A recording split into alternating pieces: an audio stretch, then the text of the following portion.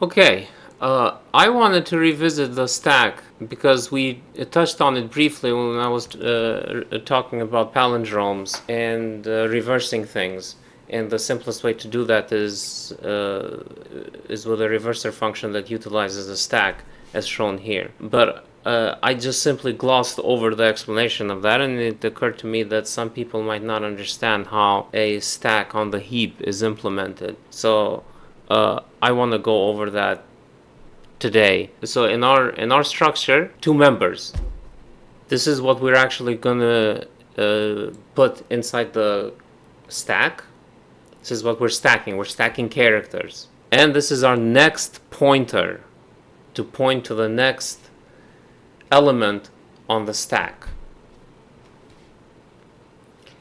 And this is of type stack node. The name over here doesn't have to be typed at all, but we'll leave it like that. Then we define a stack node pointer, and this is basically just going to be pointing at the top of the stack. And this is our function declarations here. The ones that we're concerned with are these two. We need a way to push into the stack, so actually stacking things inside one at a time. And we need to be able to pop them out of the stack, removing each element from the stack. It's like stacking a series of books. You take one book, you put it in, take another book, you put that one in, and so on. And then when you pop it out, the book that's on the top of the stack, you take that out first. So as you can see, the one that you put in last comes out first when you pop it. When we go to our main function over here, we can see that we have a function call here called init stack. So what this does is simply initializes the stack pointer to null, because the stack initially is empty, and we want to make sure it's empty, and we're not pointing in unknown memory. This is basically our stack right here, and we're going to put it in BSS memory for the purposes of illustration in this program. And this is just to make it available for the entire program. And we're taking our stack, and then we're making sure that it's empty, and we're assigning null in it. We're initializing it to null. Our push function here, as you can see, there's a stack pointer, and we're gonna and it's of type stack pointer. Stack pointer is of type stack node pointer, so we're going to be pointing to the very first part of the node of the stack itself. We pass in the address of the stack pointer, and then the address of the string that we want to reverse, which is from over here. And when we call the reverser, we pass in this string right here. That's what we're reversing. Okay, so when we go to the push function, we just like over here in main, we declare a new pointer to point to the new node. Okay, at the very beginning, there are the entire stack is empty, it's null. Therefore, we allocate memory using the system called malloc, and we allocate it to the size of the stack node, to the new pointer. Now, because we just pushed in an element, okay, now the new pointer is not equal to null anymore. So new pointer, which is of type stack node pointer, the element data, which would be the actual data that we want to put in, the actual character, like the R in reverse me.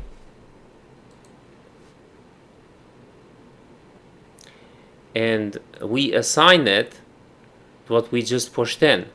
So the R, we're assigning it to the data that's pointing to this structure in memory.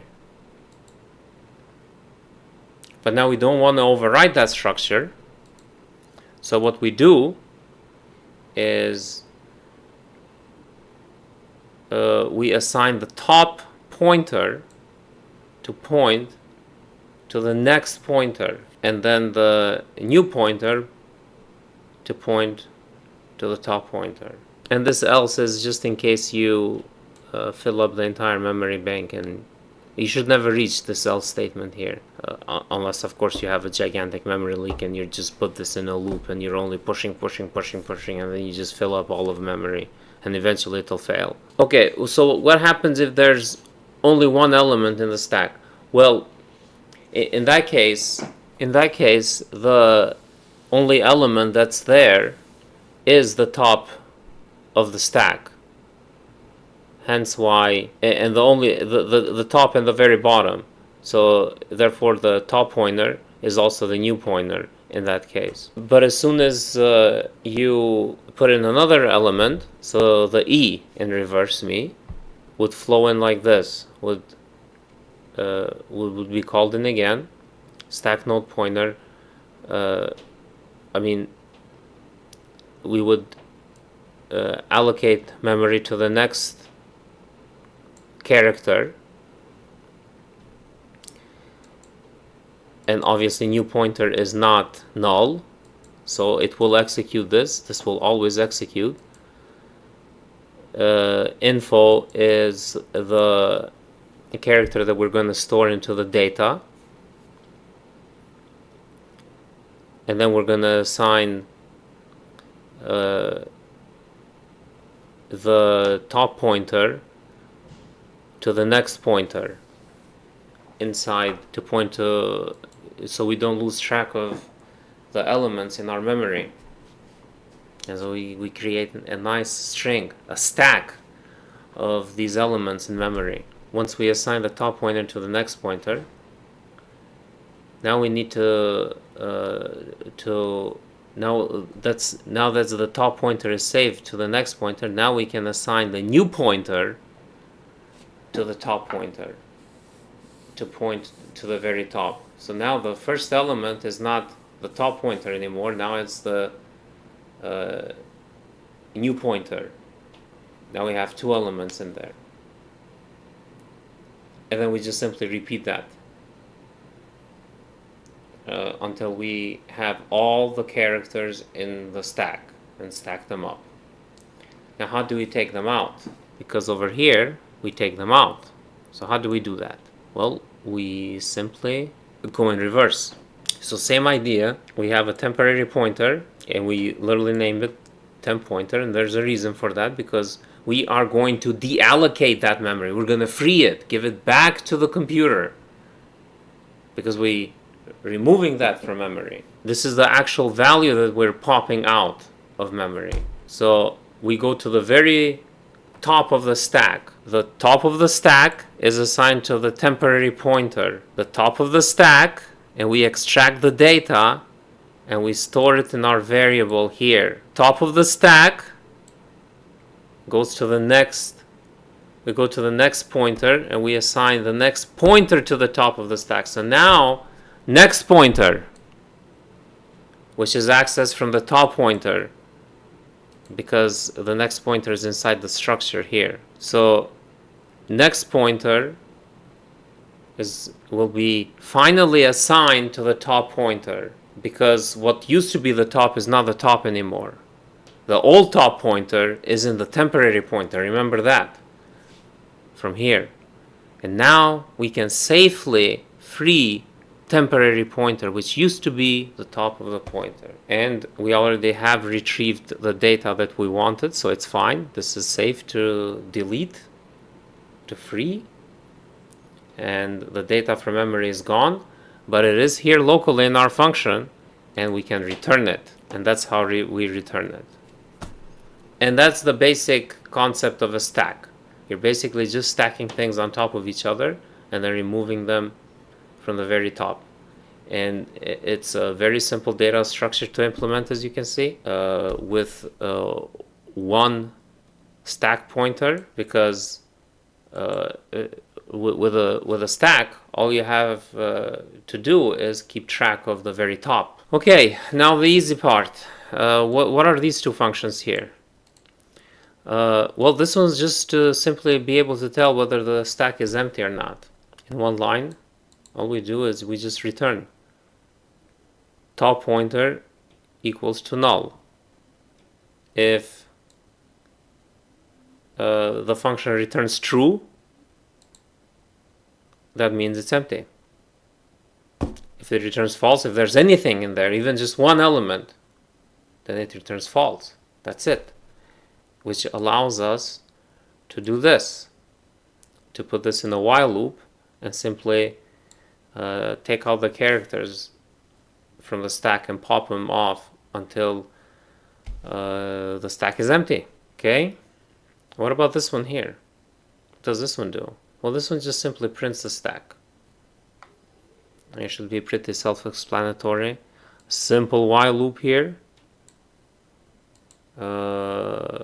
We have a temporary, well, we pass in the stack itself, and then without destroying anything in the stack, we simply just retrieve the data and print it out character by character.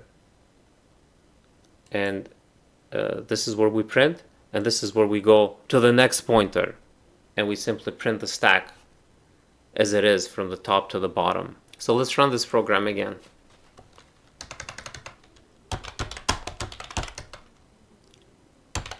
Make.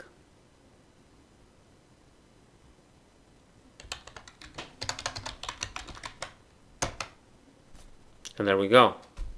And by the way, this is being printed out by the stack.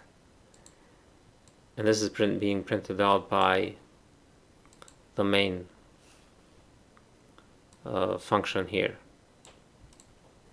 And as you can see, it matches. Okay. If you like content like this, please like and subscribe. Otherwise, go to Enigma Climbing.